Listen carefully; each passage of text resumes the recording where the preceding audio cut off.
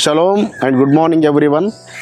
ఈ దినం సాయంకాలం అందరూ సిద్ధపడుచున్నారు కదా, నెల ఆరంభ కూటమికి 3వ మాసం మనలోకి మనం ఎంటర్ అవుతున్నాము. ఈ దిన కృపావాక్యం చూసుకుందాము. కొలసీలకు రాసిన పత్రిక 2వ పత్రిక 16వ వచనం. కాబట్టి అన్నపానముల విషయంలోనైనను పండుగ అమావాస్య విశ్రాంతి దినము అనువాటి విషయంలోనైనను మీకు తీర్పు తీర్చ ఎవనికి అవకాశం ఇవ్వకుడి. ఇక్కడ పండుగ అమావాస్య విశ్రాంతి దినం ఉంది. అమావాస్య అనగా యాక్చువల్గా ఇంగ్లీష్లో న్యూ మూన్. ఈరోజు సాయంకాలం న్యూ మూన్ ఉంది కదా, దాని గురించి మనం ఈరోజు మనం ధ్యానించుకుంటున్నాం బిడ్డలారా. మరి పరిశుద్ధ గ్రంథంలో ఉన్నవి ఏవైతే ఉన్నావో విశ్రాంతి దినము కావచ్చు, నెల ఆరంభ దినము కావచ్చు, పండుగలు కావచ్చు, వీటిని ఆచరిస్తే మనం ఈ గ్రంథంలోని భక్తుల ద్వారా మనం తీర్పులోకి రాము. ఈ గ్రంథంలో ఉన్నవి మనం అనుసరిస్తే, ఈ గ్రంథంలో లేనివి మనం ఆచరిస్తే మనకు తీర్పు వస్తుంది. పౌలు గారు, అపోస్తలుడైన పౌలు గారు ఆ సంఘానికి రాస్తూ, కొలసీ సంఘానికి రాస్తూ, మీరు ఈ పండుగ వాటి విషయంలో కానీ అన్నపానం విషయంలో అంటుంటాడు. ఇంకా అన్నపానంలో అనగా ఏంటి? మనం తినే ఆహార పదార్థాలలో ఏది తినాలో ఏది తినకూడదో పరిశుద్ధ గ్రంథము లేవియాకాండం 11వ అధ్యాయం స్పష్టంగా రాయించి పెట్టున్నారు పరమ తండ్రి. ఒక డాక్టర్ అన్నాడు, ఒక ఉన్నతుడైన సేవకుడైన డాక్టర్. ఆయన డాక్టర్గా పనిచేసి సేవ చేశాడు. పరిశుద్ధ గ్రంథంలో రాసిన విధముగా ఆహార పదార్థాలు మనము ఆ ఫుడ్ లా కనుక మనం ఫాలో అవుతే మనకు ఏ జబ్బులు రావట, ఏ జబ్బులు రావు. ఉన్న జబ్బులు ఎవరికైనా ఉన్న జబ్బులు పోతాయి. కాబట్టి ఈ రోజున అందరూ డాక్టర్ దగ్గరికి పరిగెత్తున్నారు, కానీ పరమ డాక్టర్ చెప్పింది ఎందుకు ఆచరించము?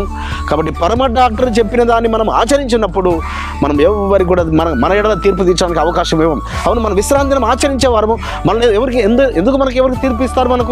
మనము నెల ఆరంభ దినము నాడు చీకటి శక్తుల సంబంధికులు ఏం చేస్తుంటారు? అమావాస్య దినమున వారు మరి చేతబడులు చేస్తుంటారు. ఆ చేతబడుల నుంచి తప్పించడానికి కొరకు పరలోకపు తండ్రి మనకు తన చాటున దాచిపెట్టడానికి కొరకు, తన రెక్కల నీడలో మనకు ఆశ్రయం ఇవ్వడానికి కొరకు, తన పర్ణశాల మాటను మనం దాచిపెట్టడానికి కొరకు ఆయన మనకు నెల ఆరంభ కూటమిని ఇచ్చాడు.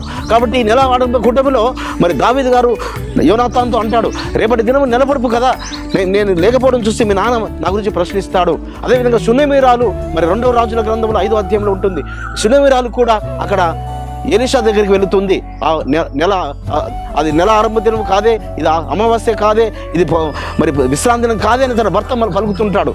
కాబట్టి పరిశుద్ధ గ్రంథంలో విశ్రాంతి దినము ఉన్నది, నెల ఆరంభ దినము ఉన్నది, పండుగలు ఉన్నాయి. వీటిని చేసినప్పుడు ఎవరు మనకు తీర్పు తెచ్చారు?